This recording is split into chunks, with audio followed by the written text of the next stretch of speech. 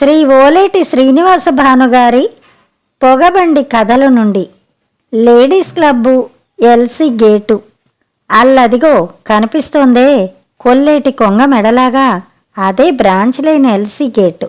అది railway divisional head క్వార్టర్స్లోనే ఉన్న ఊరి శివార్లలో రైల్వే ట్రాఫిక్ పలచగా ఉండే రోడ్డు మీద వాహనాలు రాకపోక కూడా తక్కువే.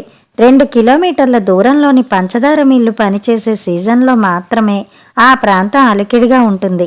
పంచదార మిల్లుకి ఎల్సి గేటుకి మధ్య సరుగుడు తోట వెనకే పేదరికంలో మగ్గుతున్న రాజకుమారిలాగా ఆలనా పాలనా లేని పాత బిల్డింగ్, భూత్ బంగ్లా అంటారు అక్కడి జనాలు. ఇంగ్లీష్ వాళ్ళు కంపెనీ రైల్వేల్ని నడిపిన రోజుల్లో దొరసానులు అందులో చీట్లపేక ఆడేవారు, సిగరెట్లు కాల్చేవారు. కాక్టైల్ మరీ చిక్కపడినప్పుడు సిగపట్లు పట్టుకునేవారు. ఆ లేడీస్ క్లబ్లో ఖరీదైన వుడెన్ ఫ్లోరింగ్ ఉంది, పెద్ద పెద్ద కిటికీలున్నాయి, ఫాల్స్ రూఫింగు, పండిన గోరింటాకు రంగులో బంగళా పెంకులు. అదంతా గతం. కథాకాలం నాటికి క్లబ్ మూతపడింది. ఆఫీసర్ల శ్రీమతుల ఆదరణ కోల్పోయి అదెక్కడుందో తెలియని పరిస్థితిలో ఉంది. ఆ నేపథ్యంలో ఓ రోజు ఇంద్రరథం లాంటి సెలూన్లో మిస్టర్ కృష్ణమూర్తి ఆ ఊరికి కొత్త డివిజనల్ రైల్వే మేనేజర్గా వచ్చారు. ఆయనతో పాటు మిసెస్ కృష్ణమూర్తి, బొచ్చు కుక్క, లిప్స్టిక్, నెయిల్ పాలిష్ ఎట్సెట్రా. మేడంకి క్లబ్ యాక్టివిటీస్ మీద ఆసక్తి ఎక్కువ. అయ్యగారు ఛార్జీ తీసుకున్న మన్నాడే అమ్మగారికి ఎల్సి గేట్ అవతల లేడీస్ క్లబ్ గురించి తెలిసింది. పర్సనల్ ఆఫీసర్ని, ఇంజనీర్ని, ఇన్స్పెక్టర్లని వెంట పెట్టుకుని లొకేషన్కి వెళ్ళింది. What a sleeping beauty, sprawling surroundings అంటూ విస్తుపోయింది. ఎస్ మేడం, ఎస్ మేడం అంటూ ఆఫీసర్లు, ఇంజనీర్లు తాళం వేశారు. ఇలాంటి మాస్టర్ ప్లేస్లో దెయ్యాలు తిరుగుతుంటే మీరేం చేస్తున్నారు? చిరు కోపంతో చలవ కళ్ళద్దాల్ని తీసి దర్పాన్ని, హుందాని కలిపిన చూపులతో తాళం వేసిన బృందాన్ని మేడం నిలదీసింది, తడపడేలా చేసింది. రాజుగారు తలుచుకుంటే చెప్పలేం గాని రాణిగారు తలుచుకుంటే మాత్రం దెబ్బలకే కాదు క్లబ్బులకి కొదవుండదు. క్లబ్ తాళం తెరుచుకుంది. బూజులు దులిపారు, పెంకులు మార్చారు, గోడలకి డిస్టెంపరు, తలుపులకి ద్వారాలకి వార్నీసులు వేసి పెళ్లివారిల్లులా సింగారించారు. మేడం గారి చూపులో కొత్త రూపు సంతరించుకున్న లేడీస్ క్లబ్లో ఆ సాయంత్రం ఆఫీసర్ల శ్రీమతులు పోగయ్యారు. అమ్మగారిని మొదట పూలదండలతోనూ ఆ తర్వాత పొగడ్తలతోనూ ముంచెత్తారు. విందులు వినోదాలు ముగిశాయి. శ్రీమతి కృష్ణమూర్తి 9వ మబ్బులో తేలిపోతున్న వేళ వాచీలో 10 గంటలయింది. Mrs Krishnamurthy let's call it a day అంటూ పూలదండల్ని, బొకేల్ని డ్రైవర్కి అందించి విలాసంగా పోర్టికోలోకి వచ్చి కారెక్కింది. ఆఫీసర్ల భార్యలు మేడం గారికి స్తోత్ర పాఠాలతో వీడ్కోలు చెప్పి ఎవరి కార్లలో వాళ్ళు బయలుదేరారు. సరుగుడు తోట వరకు కామన్ డైరెక్షన్లో వచ్చిన కార్లు అక్కడి జంక్షన్లో పంచదార మిల్లు వైపు తిరిగారు. మేడం గారి కారు మాత్రం ఎడం వైపు తిరిగింది. అటు ఎల్సి గేటును దాటుకుని 4-5 కిలోమీటర్ల దూరంలో డివిజన్ రైల్వే మేనేజర్ గారి బంగళా ఉంది. మరి 1/4 కిలోమీటర్ గడిచిందో లేదో ఏటి వాలులో పడవలా సాగిపోతున్న కారు ప్రయాణం నాటుతోవలో పోతుల బండి నడకలా మారిపోయింది. వెనక టైర్లో గాలి తగ్గినట్టుంది చూడు మేడం చెప్పగానే డ్రైవరు రోడ్డు వార కారుని ఆపాడు. దిగి చూశాడు. పంక్చర్ అయింది మేడం చెప్పాడు. మై గుడ్నెస్, స్టెఫినీ మార్చు. డ్రైవర్ తలగొక్కున్నాడు. స్టెఫినీ ఉంది గాని అందులో గాలి తక్కువగా ఉంది.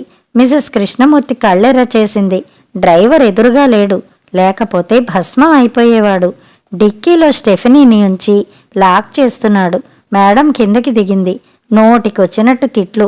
డ్రైవర్ తన టోపీని తలమించి తీసి మేడం గారి దీవెనల్ని అందులో పట్టుకుంటున్నాడు. దిష్టి బొమ్మలా నిలబడ్డం కాదు, క్విక్ అంది పెద్దావిడ. డ్రైవర్ తలెత్తి చూశాడు. 1.5 కిలోమీటర్ల దూరంలో ఎల్సి గేటు దగ్గర దీపం మిణుకుమంటోంది. మేడం గారి పర్మిషన్ తీసుకుని డ్రైవర్ బయలుదేరాడు. అక్కడ ఎల్సి గేట్ లాడ్జిలో రైల్వే స్టేషన్ క్యాబిన్కి ఫోన్ కమ్యూనికేషన్ ఉంది. ఫోన్ ద్వారా పరిస్థితిని చేరవేస్తే మరో కారు వస్తుంది. చీమనడక కాదు, బీ ఫాస్ట్. వెనక నుంచి మేడం అదిలింపు విన్న డ్రైవరు నడవలేదు, పరుగు తీశాడు. ఎదురుగా డ్రైవర్ ఉన్నంతసేపు పొగరుగా బింకంగా ఉన్న మిసెస్ కృష్ణమూర్తిలో హఠాత్తుగా ఒంటరితనం స్పృహ కలిగింది. ఆ నిర్జన ప్రదేశంలో నిలువెత్తు భయంతో కారు తలుపు తెరుచుకుని కిటికీ అద్దాలు మూసుకుని బిక్క చచ్చిపోయింది. వేసవికాలం, ఏసీ లేని కారు, ఒకటే ఉక్కపోత. కిటికీ తెరవకపోతే ఇబ్బందే. వాటిని తెరుస్తుంటే చల్లగాలి, గాలితో పాటు బీడీ పొగ వాసన. మేడంకి భయం వేసింది. కిటికీ అద్దాల్ని మళ్లీ పైకెత్తబోయింది. నమస్కారం మేడం, ఎవరిదో గొంతు. అది విన్న మిసెస్ కృష్ణమూర్తిలో కొద్దిపాటి ధైర్యం. తన స్టేటస్ని ఆ చీకట్లో ఎవరో గుర్తించారన్న పిసరంత అహం. ఆవిడ సగం మూసిన కిటికీ అద్దంలోంచి చూసింది. ఎర్రగా మండుతున్న బీడీ కొస రోడ్డు మీద రాలిపడింది. ఆకారం స్పష్టంగా కనిపించలేదు. అంతలోనే అగ్గిపుల్ల వెలిగింది. ఆ వెలుగులో లోతైన కళ్ళు, గారపట్టిన పళ్ళు, సూది ముక్కు, బాగా మాసిన గడ్డం, మీసం. నమస్కారం మేడం అన్నాడా వ్యక్తి. Not bad. డ్రైవర్ వచ్చేదాకా బిక్కుబిక్కుమంటూ ఒంటరిగా ఉండాల్సిన పని లేదు. మనిషి సాయం దొరికింది. మిసెస్ కృష్ణమూర్తి ఊపిరి తీసుకుంది. ఆ వ్యక్తితో మాట్లాడడం బిలో స్టేటస్. అందుకే తను నోరు విప్పకుండా ఊ అంటూ అతని చేతనే మాట్లాడిస్తే సరి. ఊ అమ్మా, మీరు కరుణిస్తే నేను, నా భార్య, 4 పిల్లలు ఓ పూటైనా గడుపుతాం. ఊ అదిగో అక్కడ కనిపిస్తోంది కదమ్మా ఎల్సీ గేటు. అందులో గేట్మెన్గా పనిచేసేవాణ్ణి. ఓసారి పంచదార మిల్లుకి వెళుతున్న చెరుకు లారీ బ్రాంచి నుంచి రైలు ప్యాసింజరు అక్కడ గుద్దుకున్నాయి. పెద్ద ప్రమాదమే జరిగింది. పొరపాటు నాదే. క్షమించమని దొరల్ని వేడుకున్నాను. నా విన్నపాలు, నా భార్య బిడ్డల ఏడుపులు గాల్లో కలిసిపోయాయి. నా నౌకరీ పోయింది. ఇల్లు గడవడం లేదు తల్లి. మీరు కరుణించి మీ బంగళాలో గడ్డి పీకే పని ఇచ్చినా చాలు. గొడ్డు చాకిరీ చేయడానికి సిద్ధం. గడ్డం మనిషి బతిమాలుతున్నాడు. చెప్పిందే చెబుతున్నాడు. మేడము అంటోంది. చెప్పిందే చెప్పనిస్తోంది. డిలే టాక్టిక్స్ ప్లే చేసి దీనుణ్ణి మాట్లాడనిస్తోంది. ఆ పుణ్యకాలం అలా గడవగానే దూరం నుంచి కారు లైట్లు రోడ్డుతో పాటు మెలికలు తిరుగుతూ కనిపించాయి. ఆ కారు దగ్గర పడింది. ఆవిడున్న కారు దగ్గర ఆగింది. 2 డ్రైవర్లు దిగారు. ఒక డ్రైవర్ స్టెఫినీ తీసుకుని మేడం గారి కారు దగ్గరికి వచ్చి డోర్ తెరిచాడు. మేడం తన కారు దిగి గచ్చపొదలో జారుతున్న మచ్చలపాములాగా మరో కారులోకి మారింది. అమ్మగారు అంటూ దీనుడి గొంతు ఆవిడికి వినిపిస్తూనే ఉంది. కారు చీకట్లో కలిసిపోయింది. ఎల్సీ గేటు దగ్గర పడగానే కారు వేగం హెచ్చింది. చక్రం గోతిలో దిగిలేచింది. మేడం తలకాయ టాప్కి తగిలింది. ఆవిడ డ్రైవర్ని తిట్టిపోసింది. స్పీడ్ తగ్గించమంటూ కేకలేసింది. బంగళాకి చేరే వరకు, చేరిన తర్వాత కూడా డ్రైవర్ మీద తిట్ల వర్షం కురిపిస్తూనే ఉంది. కారు తలుపులు తెరిచి తలమించి టోపీ తీసి, క్షమించండి మేడం, 2 నెలల క్రితం ఎల్సీ గేటు దగ్గర రైలు కింద పడి ఓ గేట్మెన్ ఆత్మహత్య చేసుకున్నాడు. ఏదైనా పని ఇప్పించమంటూ దారిని పోయే వాళ్ళని దెయ్యమై వెంటపడుతున్నాడని జనం చెప్పుకుంటున్నారు.